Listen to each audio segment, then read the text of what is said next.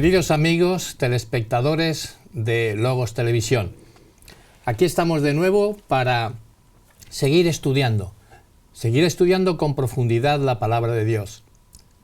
Hemos estado desarrollando y estudiando todo un trimestre el Espíritu Santo, esa tercera persona de la deidad. Pero ya que hemos abordado este tema en profundidad, vamos a pasar a otro que también es muy interesante.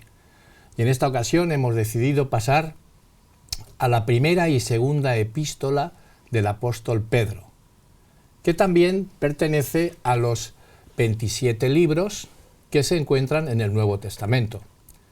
Sabéis que este programa vamos a ir abordando pues diferentes libros y también diferentes doctrinas que están expuestas en la palabra, tanto del Antiguo como del Nuevo Testamento.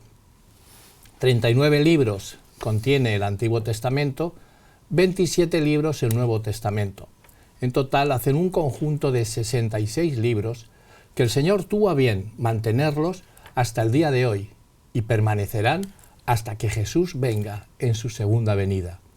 Una vez que Él venga, entonces la palabra ya no estará escrita, sino que la palabra será el mismo Jesús. Él es el Logos, Él es Dios hecho carne. Y todo lo que nos diga, pues será palabra de Dios. De manera que en esta ocasión, como os decía, vamos a tratar estas dos cartas que el apóstol Pedro escribió a todos los cristianos que estaban a lo ancho y largo del Imperio Romano. Pedro escribió estas cartas, parece ser que sobre el año 64 al 66 las escribió. Y algunos teólogos hablan que hay un poco de diferencias, ¿no?, entre la primera y la segunda carta. Pero aún así nosotros no vamos a entrar en las diferencias lingüísticas, porque el griego que expresa en la primera carta no es el mismo griego que expresa en la segunda. Pero parece ser que su compañero Silvano, su amanuense, fue el que estaba bien docto en la palabra griega y era el que hacía ese griego tan extenso, tan bello, que está expresado en esta primera carta. Llegan a concluir casi todos los teólogos que fue escrita por esta época, cuando Nerón comenzó las persecuciones contra los cristianos. Y entonces veremos que en esta primera carta lo que hace Pedro fue escrita para consolar a estos cristianos que estaban recibiendo un trato bárbaro.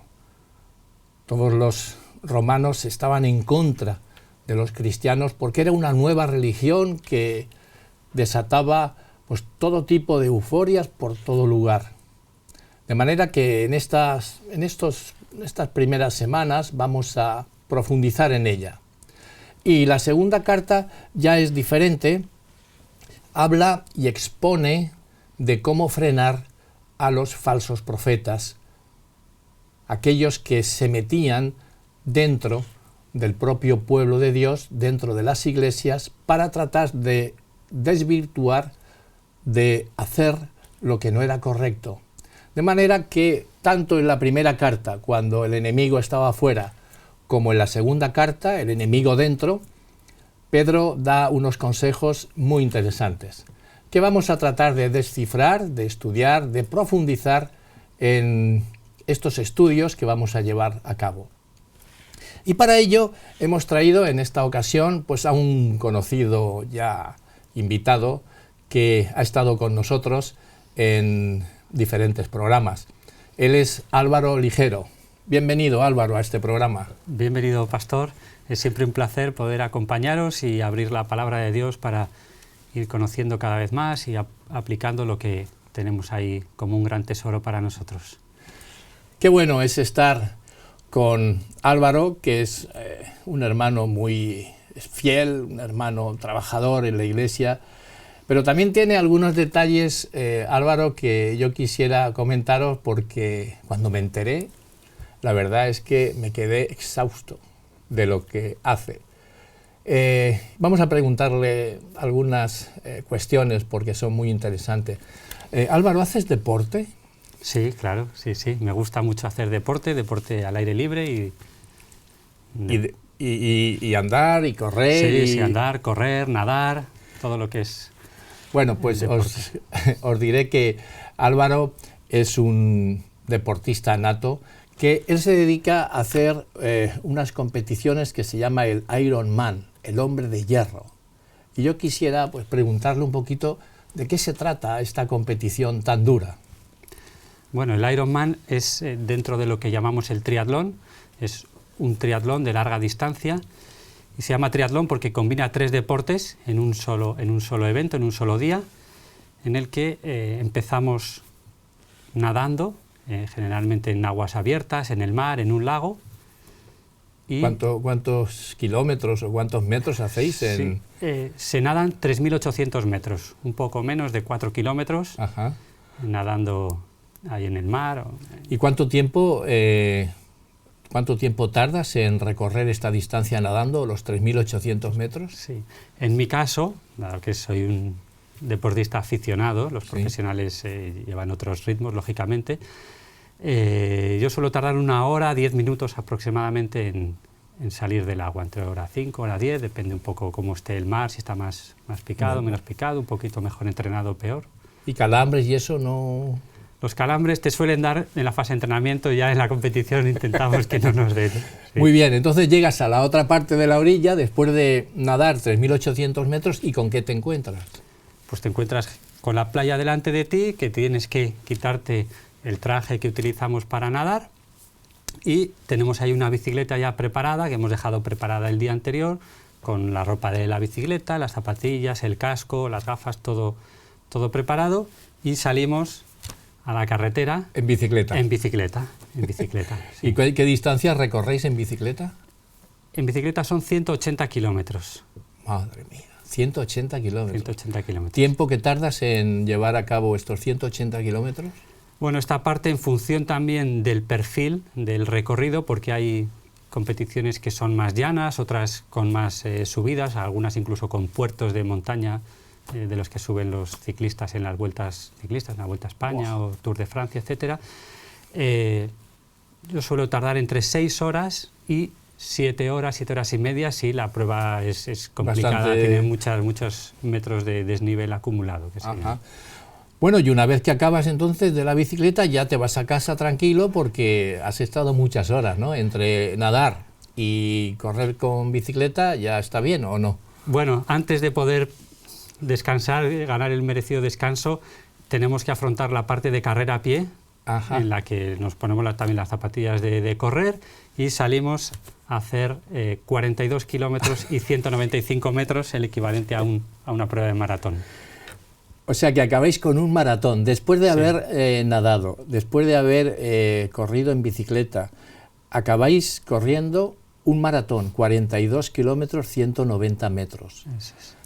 ¿Y qué tiempo tardas en este maratón? Porque lo vuestro es bien fuerte, ¿eh, Álvaro? Sí, sí. En el maratón aproximadamente sobre las 5 horas yo puedo tardar en hacer un maratón después de haberlo hecho antes, porque además también hay que decir que esta prueba es en solitario, es decir, no puedes en la bicicleta acogerte a un grupo para aprovecharte del esfuerzo de lo que se llama el drafting de otros ciclistas, sino que tiene que ser siempre en solitario. O sea, entonces, Álvaro, empiezas tu Ironman, esta competición tan dura, a las 7 de la mañana, 7 a las 8, ¿y a qué hora acabas? Pues sobre las 10:30 de la noche aproximadamente. 10:30, en función de cómo se dé la prueba. Sí, es todo el día. ¿Cuántas competiciones tienes al año de este tipo? Bueno, yo hago algún año he hecho 2, pero con una al año más que de sobra para mí. Sí. Madre mía, vemos, mis queridos amigos, que hay gente muy preparada en todo, claro. Tanto tiempo haciendo deporte, comiendo bien, porque por supuesto que Álvaro es una persona que tiene una alimentación exquisita. Bueno, pues también le da tiempo a estudiar, le da tiempo a profundizar en la palabra de Dios, y por eso lo traemos aquí para comentaros en esta ocasión este estudio que vamos a desarrollar durante estos programas. Nos dice Pedro que Estaba escuchando las palabras de Jesús y le dijo Jesús a Pedro que apacentara sus ovejas. Nosotros estamos entre esas ovejas y entonces vamos a alimentarnos, Álvaro. Yo te lanzo la primera pregunta. Sí. ¿Cuál era el estado espiritual de Pedro cuando tuvo su primer encuentro con Jesús? Bien, el primer encuentro con Jesús, que es a la orilla del mar de Galilea, el lago de Genesaret también llamado, encontramos a Pedro, vamos a decir, capitaneando o al frente de su negocio familiar, que era la pesca. Él era pescador, tenía su propio barco, tenía también alguna persona que trabajaba para él, un par de barcos, y hacía algo que él sabía muy bien, sabía bien cómo se hacía. Pero en esta ocasión, cuando Jesús le pide que eche las redes al mar, cuando él se había pasado toda la noche sin pescar nada, pese a que él sabía cómo se hacía, y de día no era momento para pescar, porque en las aguas tan claras de ese lago los peces enseguida detectaban las redes y las esquivaban, reconoce en Jesús algo más que un maestro, reconoce a un verdadero capitán al que es digno de obedecer. Sí, estás desarrollando la escena cuando Jesús ve venir aquella barca, que estaban todos un poco desolados porque no habían pescado nada durante toda la noche, y eso se encuentra en Lucas 5. En Lucas 5, aquellos que ya me habéis escrito, habéis hablado conmigo, que tenéis la mesa preparada con vuestra Biblia, vuestra libreta, lápiz, bolígrafo, y entonces tomáis nota. Álvaro se está refiriendo a lo que ocurrió en Lucas capítulo 5. Adelante, Álvaro. Eso es. Ahí vemos el resultado de la decisión de Pedro de obedecer o de asumir a Cristo como capitán de su negocio, de su barco, en algo que él sabía hacer muy bien. Y el resultado no puede ser más esclarecedor, porque parece como que hasta los peces de su propio lago obedecían y estaban sometidos a Jesús. Hay que ver, Eso es. Hay que ver, porque llega un momento en que cuando Jesús les dice, echa la red, entonces ahí dice, pero Señor, si hemos estado aquí toda la noche y no hemos echado nada. Lo interesante en el versículo 5, ¿sí?, dice que Pedro le respondió diciendo, Maestro, después de bregar a lo largo de toda la noche no hemos pescado nada, pero puesto que tú lo pides, echaré la red. Eso es. Ahí vemos que, bueno, pues Pedro tenía delante de sí a un hombre que seguramente ya lo conocía, seguramente ya había oído hablar de él, porque dice, puesto que tú lo dices, voy a obedecerte. Pero le costaba decir, pero si no hemos hecho nada, yo soy pescador, Jesús, yo sé lo que hay aquí. Digamos, terrible, ¿eh? Eso es, sí. Tenía esa confianza, aún así él decía, yo sé de lo mío, sé de mi vida, sé lo que hago. Sé de mi trabajo, yo soy un profesional de esto. Pero bueno, en tu nombre, ahí ya, bueno, pues tenemos un mensaje para la gente, ¿verdad? Eso es. Toda la palabra que venga de Cristo, hay que obedecerla. Hay que darle ese voto de confianza, efectivamente, aunque parezca algo irracional o que no va a llevar ningún provecho a nuestras vidas. El caso es que cuando sacan las redes, o van a sacar las redes, ven que la pesca es tan abundante que tiene que llamar a la otra barca con la que trabajaban porque no eran capaces de recoger tantos y tantos peces que había en la red. Por eso él se queda asombrado, dice, es que hasta los peces, la naturaleza, está sometida a los designios de Jesús. Entonces él lo que hace es salir de la barca, ponerse de rodillas delante del Señor, y se muestra dispuesto a obedecer cualquier orden, cualquier palabra que venga de su boca. Parte de él. Ahí está leyendo, bueno, está hablando del versículo 8, eso es. Cuando dice, cuando Simón Pedro lo vio, cayó ante las rodillas de Jesús diciendo, apártate de mí, Señor, que soy un hombre pecador. He desconfiado de ti. He tenido dudas. Y muchas veces, mis queridos amigos, hay órdenes de Jesús que nos dejan un poco con la duda de decir, ¿lo hago o no lo hago? adelante con ello. ¿Te lo ha dicho Jesús? Tira para adelante, porque si no también caerás de rodillas delante de Jesús y dirás, ¡ay, Señor, he vuelto a dudar! Apártate de mí, que soy un hombre pecador. Este fue el primer encuentro, ¿eh? Sí, él ahí reconoce su propia indignidad para estar incluso asociado o trabajar junto a Jesús, de que Jesús sea su capitán. Sin embargo, él se aferra a Cristo más que desear, como puede parecer en un primer momento una lectura rápida del versículo, apártate de mí. Él no quería apartarse, sino aferrarse cada vez más, solo que entendía la diferencia entre su propia indignidad y la divinidad de Cristo, ¿no? Él se ve como todo hombre, nos vemos realmente como un hombre pecador que necesita a su Señor y necesita a su Salvador. Pese a ser un hombre que puede parecer fuerte, rudo, de decisiones rápidas y seguras, vemos como Pedro también es un hombre espiritual. Él está atento y muy sensible a la dimensión espiritual, tiene su vista puesta también en un fin superior que la vida material. Totalmente de acuerdo contigo, Álvaro. ¿Y cuántos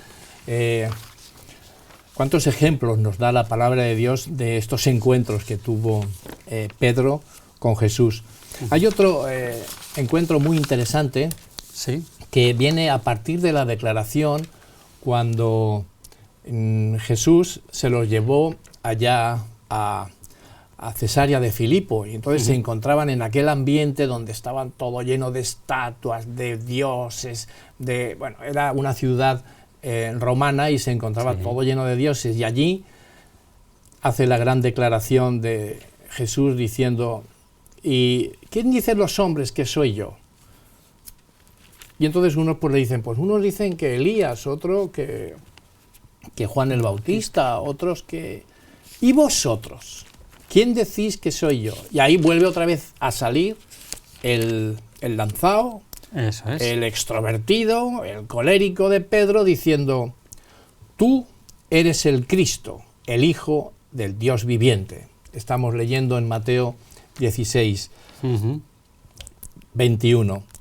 Y entonces, a partir de ahí, lo extraordinario es que Jesús, después de oír aquella declaración, comenzó a enseñar que debía sufrir y morir. ¿Por qué crees que esto lo hizo Jesús precisamente en este momento? Pese a que Pedro habla audazmente de su fe en Jesús, el hecho de que él reconociese, y como vemos posteriormente los propios discípulos, el resto de discípulos también pensaban lo mismo, que Jesús era el Mesías, no debía apartarles del verdadero propósito de la misión del Mesías en esta tierra, que no era otra que dar su vida para que nosotros podamos vivir eternamente. Claro, llevar a cabo ese plan de salvación que estaba dispuesto desde antes de la creación del mundo. Eso es. Y tenía que morir. Eso es. Con esta anuncios o esta anticipación de lo que iba a suceder, también Jesús les quería poner sobre aviso de los falsos conceptos populares de la religión, digamos, mayoritaria o del judaísmo mayoritario que había en su época. ¿Qué pensaban? ¿Qué pensaban allí sobre el Mesías? ¿Quién creían ellos que debía de cumplir el Mesías? ¿Cuál era la función del Mesías que ellos tenían en su mente?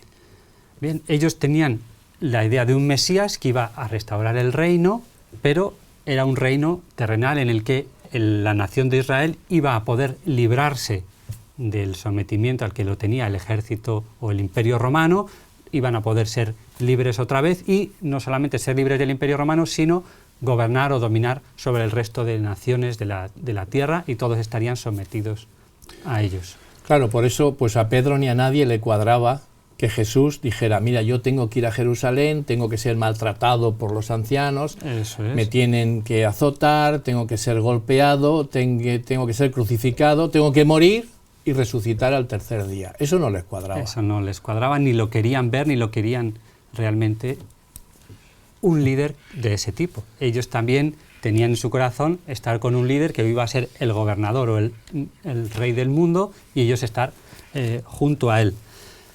¿Qué pasaba? Que si llegaba el momento del cumplimiento de la misión de Cristo y no estaban preparados, pues probablemente no podrían estar firmes junto a Cristo en los momentos en los que estos hechos se iban a cumplir, en el que los sacerdotes, los maestros le harían sufrir mucho, claro, le azotarían y le llevarían a la cruz. Lo interesante es que hay Pedro, que se encontraba, bueno, pues en un momento álgido donde, bueno, Jesús le había dicho, hacía 10 minutos, le había dicho, mira Pedro, lo que tú has dicho, que yo soy el Cristo, el Hijo del Dios viviente, no te lo ha revelado ni sangre ni carne, sino mi Padre que está en los cielos. Yo me imagino a Pedro ahí diciendo, ¿os dais cuenta? ¿Os dais cuenta que ha dicho Jesús de mí? Entonces él se sintió pues tan arrobado por las palabras de Jesús que cuando dijo Jesús estas palabras, Pedro, en el capítulo 16 de Mateo, versículo 22, tomando aparte a Jesús, comenzó a reconvenirle, sí, diciendo, Señor, no lo permita Dios que en ninguna manera te suceda esto. Se acabó. Si en Jerusalén te van a hacer todo eso, aquí estoy yo y todos los discípulos que no te vamos a dejar ir para allá. Eso es. Respuesta de Jesús. Respuesta de Jesús es una respuesta dura y fuerte. Le dice en el versículo 23 que Jesús se vuelve, enfrenta a Pedro y le dice, apártate de mí, Satanás. Pero no se llamaba Simón. Se llamaba Simón, pero estaba en este momento actuando como un agente de su principal enemigo, de Satanás, del tentador, para que se apartase de su misión. Qué fuerte es eso, Álvaro. Sí. Qué fuerte, porque en un momento, cuando nosotros recibimos los mayores halagos, eso puede ser también muy peligroso, porque en ese momento Satanás tiene muchas entradas, de manera que, efectivamente, como dices, apártate de mí, Satanás, me eres tropiezo, porque tus sentimientos no son los de Dios, sino los de los hombres. ¿Cómo podemos nosotros pensar que estamos haciendo una cosa que es correcta y sin embargo estamos siguiendo los dictados, los consejos del enemigo, de Satanás? Y aquí vemos a Pedro, que también le pasó lo mismo. Con esa lucha de verle al Maestro, al Mesías, al Hijo de Dios, como acaba de decir unos instantes antes, pero que aún así quiere que el Mesías cumpla los propios planes que tiene pensados Pedro y no él amoldarse a los planes que tiene Dios para él y para nosotros, ¿no? Es interesante el estudio de la Biblia, ¿eh? Sí, Te lanzo otra pregunta, Álvaro. Venga. Una de las situaciones más extraordinarias de Pedro con Jesús fue cuando anduvo por el mar Bravío. Lo vemos en esta ocasión en Mateo 14, donde ahí estaban todos en el barco, Sí. la barca que tenían, y de momento pues ven a Jesús andando por el agua. ¿Qué ocurrió? Ocurrió un episodio de los más conocidos, no sé si de los más entendidos, pero sí uno de los más conocidos, en el momento en que la confianza de los discípulos, y de Pedro en especial en este caso, se vuelve a mostrar con esa dualidad, esa doble confianza con reservas, podríamos decir, o ese dilema interno entre seguir al Mesías y mantener mi propia opinión, en el que ven en mitad de la tormenta a Jesús caminando sobre las aguas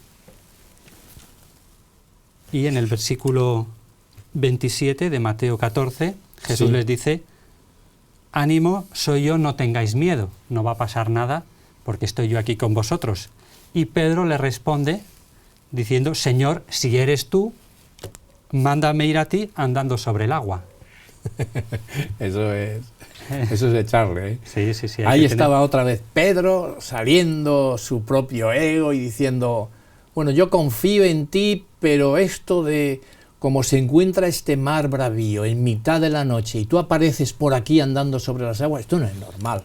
Así que Pedro se lanzó y le dijo, bueno, si eres tú, mándame, que yo también vaya y ande sobre las aguas. ¿Y qué hizo Pedro? Eso es. Bueno, pues como el Señor le dijo, ven, él salió de la barca y comenzó a ir hacia él, avanzando, caminando milagrosamente sobre las aguas también, como estaba haciendo, estaba haciendo Cristo. Sí, fantástico, hasta que sucede algo en el camino, en ese corto trayecto entre Jesús y Pedro, empieza a notar la fuerza del viento, dice la Escritura, en el versículo 29, que bajó Pedro de la barca, comenzó a andar sobre el agua en dirección a Jesús, pero al notar la fuerza del viento, tuvo miedo y comenzó a hundirse. Ay, amigo. Y ahí en medio de la noche, andando sobre las aguas y hundiéndote, Sí. ahí ocurre algo impresionante, ahí que lo tengo también subrayado porque es también parte para un buen sermón, donde aquí se produce la oración más corta que hay en la Biblia. Y la oración más corta que hay en la Biblia la da a conocer Pedro, que sale de dentro de su corazón diciendo: Señor, sálvame. ¿Cuántas veces hemos dicho también esta frase? Señor, sálvame. Y ahí estaba Jesús, atento a esa oración de necesidad, esa oración que sale de dentro de Pedro diciendo: me muero, Señor, estoy acabado, sálvame. ¿Y qué hace Jesús? Pues Jesús, como creador y gobernador también de la naturaleza, se acerca y le tiende la mano y le recoge y le saca de las aguas. Esto sorprende porque hemos visto que Pedro había reconocido a Jesús como Señor de la naturaleza, que hasta los peces hemos visto cómo le obedecían, y aquí pierde la fe en el dominio de Cristo sobre la naturaleza. Y estando allí. Estando allí mismo, ahí delante. Entonces, necesita otra vez que Jesús vuelva, que Jesús lo podía haber incluso rescatado o levantado con su propia palabra, con su propio pensamiento, pero se acerca y físicamente se acerca hasta él, le recoge y le refuerza la idea de confianza en él con ese contacto que tienen en ese momento en las aguas. Y le tiende la mano, ¿verdad? Y le recoge. Pedro tenía que percatarse de cuánto necesitaba aprender a depender de Jesús. Eso es. Y nosotros también, Álvaro. Nosotros también. Nosotros necesitamos también aprender a depender de Él, porque siempre va a estar listo el Señor Jesús a tender la mano para sacarnos de cualquier situación en la que nos encontremos. Eso. Estos son detalles muy bonitos que tiene la palabra de Dios para que podamos meditar en ellos. Es interesante, Álvaro, muy interesante lo que nos dice aquí. Eso es, sobre todo cuando, aunque esté cerca de Cristo, pero el suelo se mueva bajo mis pies, tendré que decidir entre confiar en Dios o tomar otra decisión. ¿Qué decisión tomaré en esa ocasión? ¿De quién me fiaré? ¿De Jesús? ¿Me fiaré de mí mismo? En ese momento veremos nuestra realidad. Hay que estar preparados para esas circunstancias. Sí. Por eso, lo que verdaderamente queremos con estos estudios que estamos llevando a cabo es que aprendamos todos a confiar en la palabra, a pedirle al Espíritu que nos ayude a que vayamos a Jesús diariamente, porque ahí está Él siempre presto a ayudarte. Otra pregunta te lanzo, Bien. Álvaro. Fue una situación muy terrible para Pedro, y fue cuando lo negó. Y no lo negó una vez, sino lo negó 3 veces. ¿A qué fue debido esto? Porque Pedro ya llevaba con Jesús 3 años. Sí. ¿Qué ocurrió para que esto le llegara a Pedro de esta manera tan impetuosa? Sí, esto nos lo relata también el Evangelio de Lucas, sí, en el capítulo 22, en el que otra vez Pedro quiere estar junto a su Señor, confía en el Señor, pero vuelve a mantener esa desconfianza en la palabra, en los dichos que el Señor tiene para él. Le dice: me negarás antes de que el gallo cante, me negarás 3 veces esta noche. Y él le dice: no, Señor, aunque los demás te negaren, yo seguiré junto a ti, yo no te negaré. Ahí está Pedro. Tú eres el Mesías, he estado 3 años contigo, me has demostrado que tu palabra es la verdad, que tu palabra es verdad, pero en este caso te equivocas en tus planes para mi vida, porque yo no te negaré. Lo interesante es que cuando le dice esto a Pedro, le dice: mira, en el capítulo 26 de Mateo, en el capítulo 26 de Mateo, Jesús le dice, de cierto te digo que esta noche, antes de que el gallo cante, me negarás 3 veces. Y Pedro es que no tiene otras palabras más que decirle, aunque tenga que morir contigo, no te negaré. Y todos los discípulos dijeron lo mismo. Que no te negaré, que no lo voy a hacer. A veces nos ponemos tercos en algunas palabras que después la realidad es otra totalmente diferente. Eso es. ¿Qué ocurrió allí? ¿Cómo fue las negaciones? Pues bueno, la Biblia nos cuenta, nos relata cómo fue. Pedro no quiso separarse del todo de Jesús, le fue siguiendo y bueno, pues se quedó a cierta distancia, y cuando le dijeron, este estaba con Jesús, él dijo, no, yo no estaba con él, porque sabía que probablemente iba a correr la misma suerte que iba a correr Jesús, ¿no? La primera negación. La primera negación. Luego insistía otra vez, le insistieron al cabo de una hora, se acercó otra mujer también, le dijo, este estaba con Jesús. Con Jesús. Sí, estaba con Jesús. Y lo interesante es que cuando, en esta segunda vez que lo negó, dice... Tú eres de ellos, le dice. No, yo no lo soy. Primero, yo no le conozco, luego, yo no soy de ellos. Yo no soy de ellos. Yo no soy de ellos. Mateo marca lo siguiente, en el capítulo 26, 72, dice, pero él negó otra vez con juramento. Juramentos. Aquí ahora hay que jurar. Ya que no me cree, la primera vez no me han creído, pues ahora voy a jurar. Y sabemos que la palabra de Dios dice, no juréis por nada, ni por Jerusalén, ni por vuestra cabeza, ni por el templo, que vuestro sí sea sí y vuestro no sea no. No me hagáis esto de los juramentos, porque sabéis, mis queridos hermanos, jurar es poner a Dios por testigo de lo que dices o de lo que haces. Y poner el nombre de Dios en vano te está diciendo el tercer mandamiento que esto no lo hagas. Luego, dedícate a decir sí o no, porque todo lo que procede de más no procede del Señor, procede del diablo. No juréis. Solamente hay una ocasión donde sí que te permiten jurar, que es ante un juez. Ahí sí. Pero vanamente hablar por hablar, yo te juro por esto, yo te juro, el Señor nos dice, esto no lo hagáis. No me impliquéis a mí en vuestros juramentos, ni me prometáis. Dedicaos al sí o al no. Pues ahí teníamos a Pedro, no, y además te lo juro. Te lo juro. Eso es, porque el Señor bien sabe que nosotros mismos no nos conocemos internamente tan bien como Él nos conoce y que somos proclives en ocasiones a no cumplir nuestra palabra.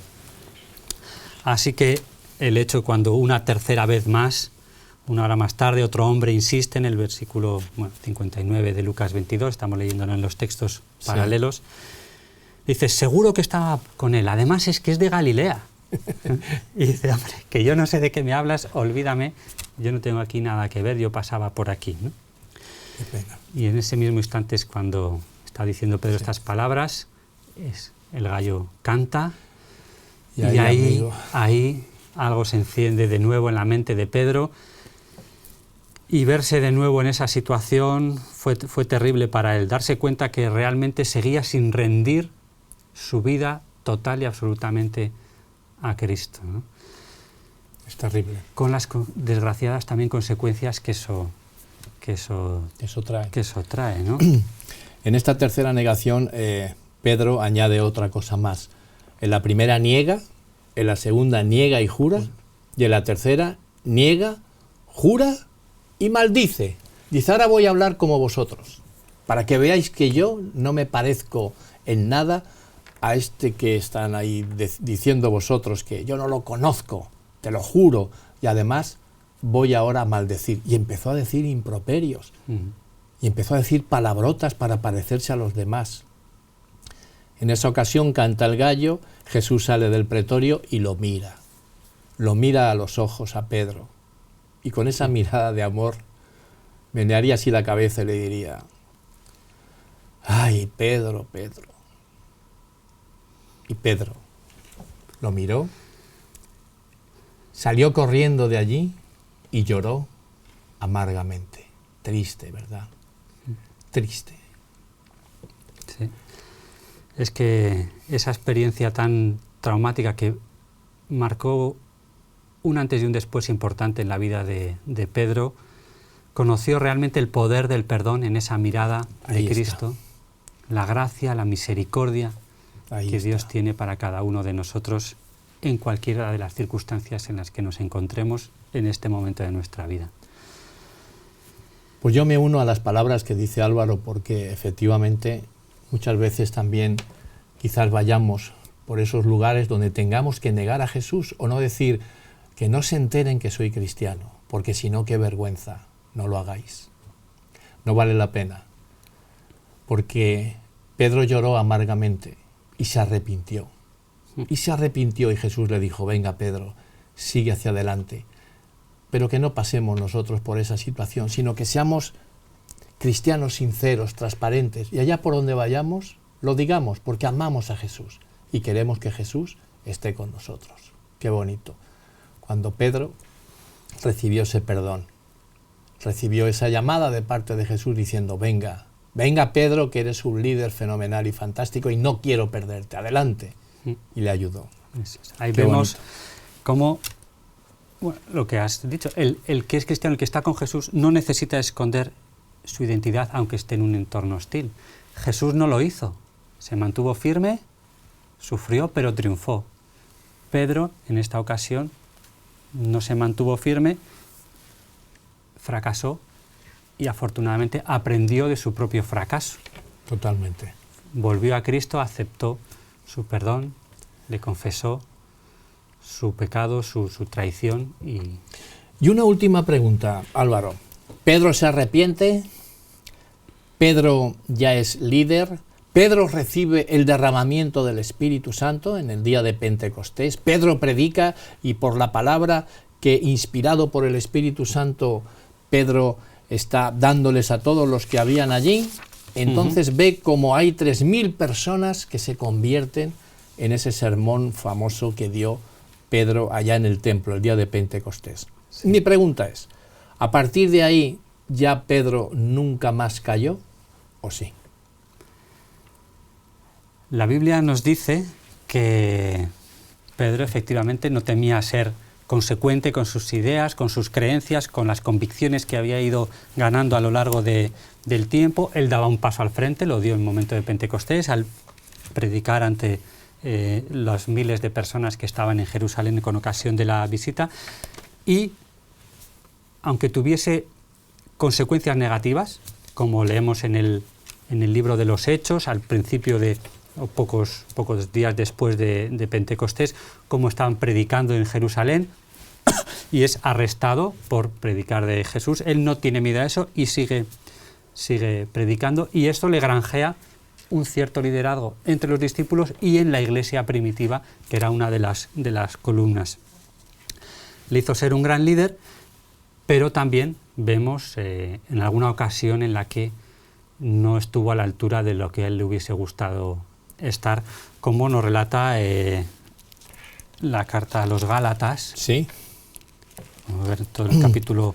Sí, Gálatas capítulo 2. 2, eso es. Sí, hay un encuentro muy interesante aquí. Hay un encuentro porque Pedro estaba visitando la iglesia, estaba acompañado de Voy a leerlo en el capítulo 2, sí. Versículo 11 y 12, dice: pero cuando Pedro vino a Antioquía, le resistí cara a cara, porque se había hecho digno de reprensión.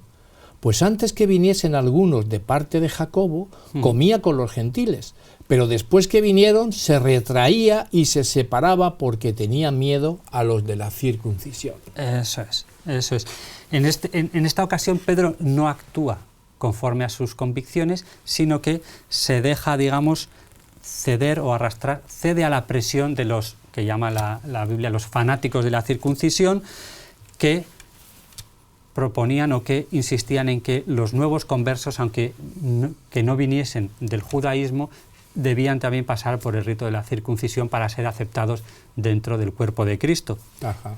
También da la casualidad o la curiosidad de que este tema ya había sido aclarado previamente en el Concilio de Jerusalén, en el libro de los Hechos, capítulo 15, del versículo 6 al 11, tenemos aquí este Concilio de Jerusalén donde se aclaran estas cosas, y es el propio Pedro quien al acabar el concilio lo comenta ante todos los cristianos diciendo que este tema ya está superado, que no es necesario imponer la circuncisión a los nuevos conversos, que la salvación es solo por la fe, ¿no?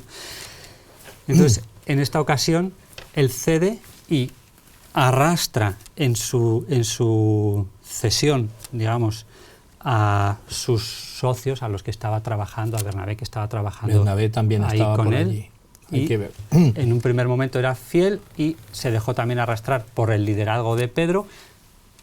Pablo, cuando llega y ve que lo que está haciendo no es correcto, que Pedro públicamente no se está juntando con los que no son de origen judío, porque Terrible. no se habían circuncidado.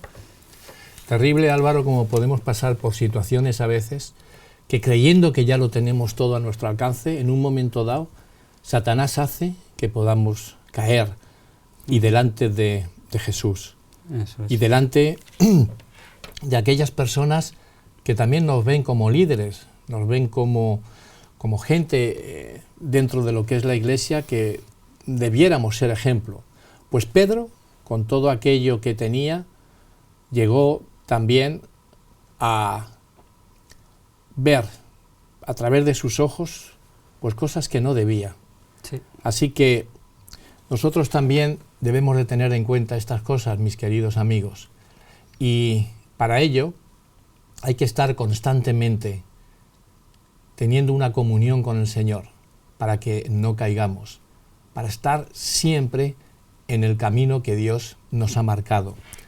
Hay un versículo que habla Apocalipsis, capítulo 12, versículo 17, donde nos dice lo siguiente: entonces el dragón se encolerizó contra la mujer y se fue a hacer guerra contra el resto de la descendencia de ella, los que guardan los mandamientos de Dios y tienen el testimonio de Jesucristo.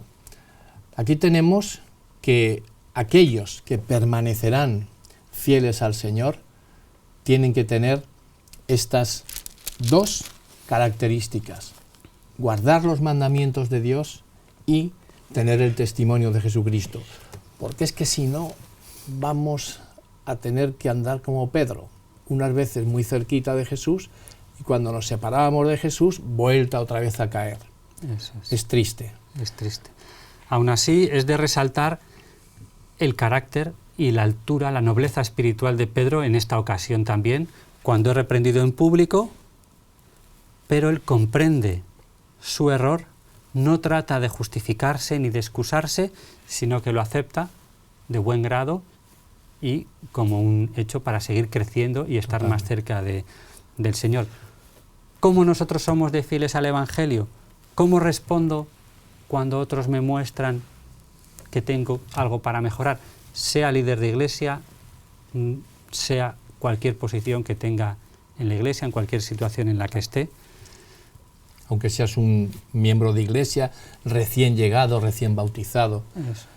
Todos tenemos la capacidad o la necesidad de seguir aprendiendo, seguir estando cada vez más cerca, más firme y responder de manera calmada, serena, dócil, para poder ser un líder en su iglesia, para poder apacentar las ovejas. Hemos de ser también dóciles a la reprensión, como lo fue Pedro y como lo fue Jesús y como lo fue Moisés. Pues muy bien, mis queridos amigos telespectadores, hemos dado un repaso breve a lo que era el personaje de Pedro, pero esto nos ayuda a entender que de la misma manera que Pedro estaba siempre delante de todos y Pedro abogaba por Jesús y lo defendía, había momentos en que Pedro también se mantenía como una persona que no era muy fiel, obediente y confiada delante del Señor. Pero así somos tú y soy yo. De manera que el Señor lo que quiere es que diariamente vayamos a Él, pidamos el Espíritu Santo para estar siempre firmes. Pues muchísimas gracias, Álvaro, y también a vosotros. Os deseo que tengáis un feliz día en compañía de vuestra familia y de los vuestros. Que el Señor os bendiga.